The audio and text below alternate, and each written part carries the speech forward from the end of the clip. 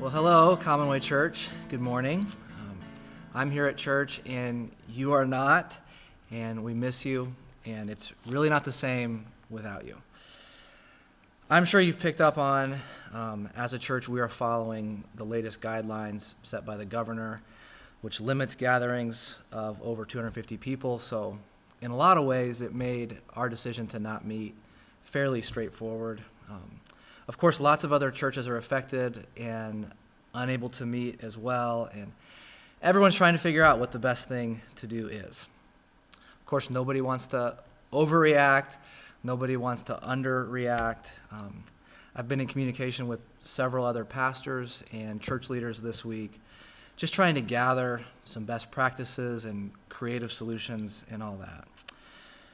But to state the obvious, we are in a unique situation, and it's difficult to find something to compare our current sort of challenge to. I mean, obviously, there's a crisis developing at some significant level, which gets us to this point, and we've all felt the speed at which things are developing and changing very quickly, and the questions that is raising, and what's happening around the world and other parts of the country.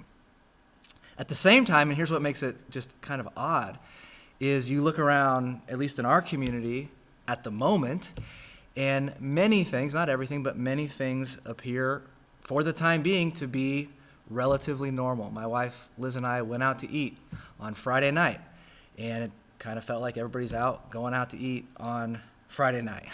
All that to say is, if you're anything like me, there are times when this also just feels kind of surreal and strange and hard to put into any category. And so we just appreciate your understanding and your patience and grace as we all try to figure out what this looks like together as we move forward. Obviously, many of us are feeling the emotions that come with just so many unknowns, and that makes perfect sense. Questions that this raises: how will this affect my job or my work environment? Or, with kids being off of school now, how will that affect my ability to do my job? When will the economy recover? Or, I'm a college student, and what does this mean for the rest of my semester? I didn't see that coming. Or, I'm in an at-risk population, or what if I or someone that I love gets sick? And so there's just so many questions and unknowns, and we can't predict the future. And take all that together, it's obviously a recipe for a lot of anxiety and fear and stress and all kinds of emotions. Related to this, and this is something that keeps coming to my mind these past days, is I'm just reminded of how little control that we actually have over pretty much anything. I don't like that. I actually like to be, in control. And so the truth is, though, the lack of control that we're actually all feeling, what's happening is that right now our circumstances are forcing us to be more aware of something that's actually true all the time. And that is, we truly don't control much at all. And we're seeing that, we're reminded of that. And again, that's unsettling and scary for a lot of us to think about. And so with all of that, here are a few things that I want to remind you of, a few things that we do know as believers for sure. First of all, Jesus is Lord. And if you're at Commonway for any length of time, you've heard me say that. We are not to Easter yet, but spoiler alert, the man gets up and walks out of the tomb. Jesus has defeated death and is the true King, Lord of the universe. By the way, that also means that God is not somewhere else, that he's here with us, walking alongside of us. Second, Jesus himself promises that we will have trouble in this life, that we should be prepared for that we should not be surprised. None of us are exempt from difficulties or troubles or hardship. Jesus says in John 16, verse 33, "I have told you these things so that in me you may have peace. In this world you will have trouble, but take heart, I have overcome the world." Third, Jesus tells us to not be afraid. That's one of the things he keeps on reminding his disciples. Don't be afraid. And I think what he keeps getting at with that, along with his commands of do not worry or do not be anxious, he's not saying don't worry or don't be afraid because bad stuff won't ever happen to you. He's not promising that what you fear won't come to pass and therefore you have no reason to worry about it. No, again, that stuff can and probably, in the grand scheme of things, might all happen at some point.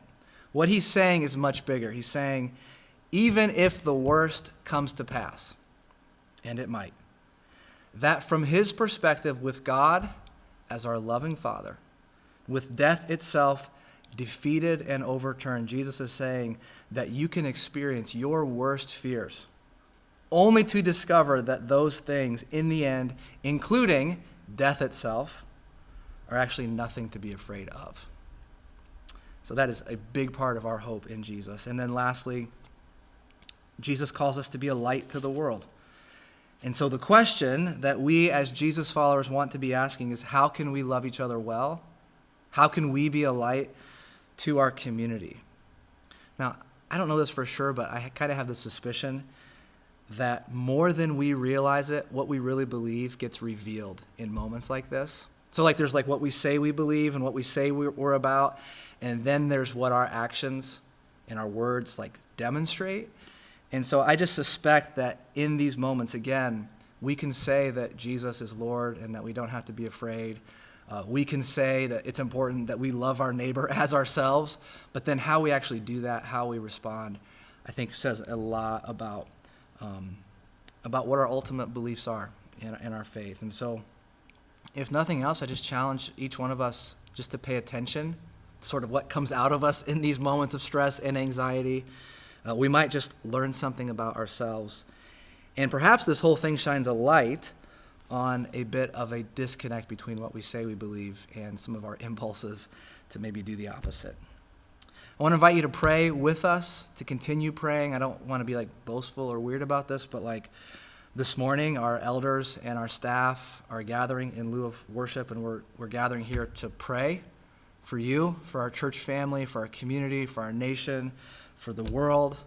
Specifically, we're asking God for wisdom in how should we respond, and what are the opportunities in the midst of this uncertainty? What are the opportunities that God has given us for us to be Jesus to each other and to our community? And so please be praying with us. We're in this series on prayer, and one of the things that we've said is the point is not just to learn more about prayer, but that we would grow in our actual practice of prayer and praying. And of course, we didn't know this was going to happen, but we have a chance to put this into practice, and so please join us. Going forward, with what we know right now, it seems clear to us that we are not going to be meeting on Sunday for at least some weeks beyond this, and I don't know how many that is.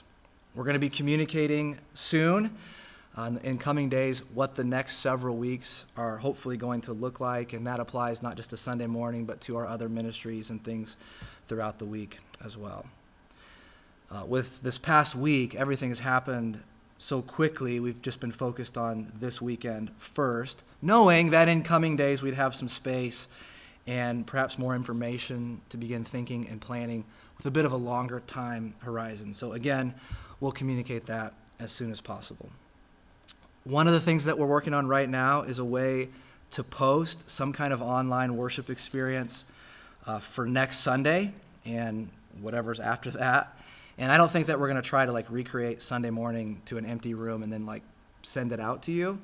But we want to provide something online that is hopefully a meaningful way for us to worship together in our homes and for us to be together while we're apart. We're also thinking about how we can get you resources through Jill with children's ministry, Bobby with our youth ministry, again, to make available for use at home with your families. Lastly, we want to love and support each other through this in practical ways as a church family. Again, none of us knows what troubles this might bring our way, and it may take time for that to kind of unfold and to have a fuller picture of. All of that to say, we are committed to loving and caring for each other. And so I just want to say clearly too, if you're here and you are experiencing some kind of need, that please don't hesitate to reach out to us as a church. We want to be praying with you, for you. We want to be doing what we can to help. And I don't know what this could or might look like. It could be like a New Testament thing where, again, we're trying to, as a church, figure out how to connect people who are doing okay with perhaps those who are struggling. The bottom line is this. We will be supporting each other. We will stay connected, and the staff and I will do all that we can to make that happen. So that's all I have for now. May the grace and the peace of our Lord Jesus be with you.